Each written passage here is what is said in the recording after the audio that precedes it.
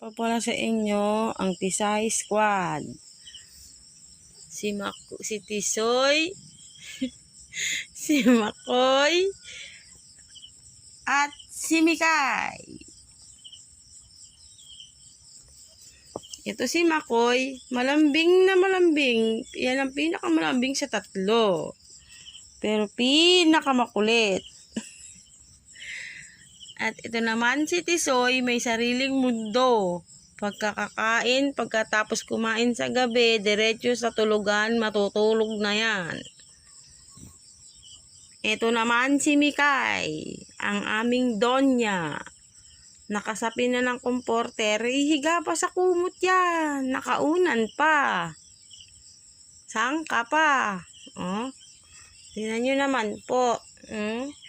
Wala pong pakialam sa buhay yan. Basta siya tulog. Ayan silang tatlo.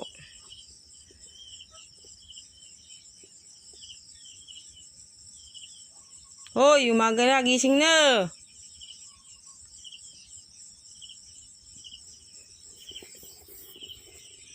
Ang sarap pa po ng tulog ni Makoy. Tisoy. Ang tinatamad pa pong bumangon.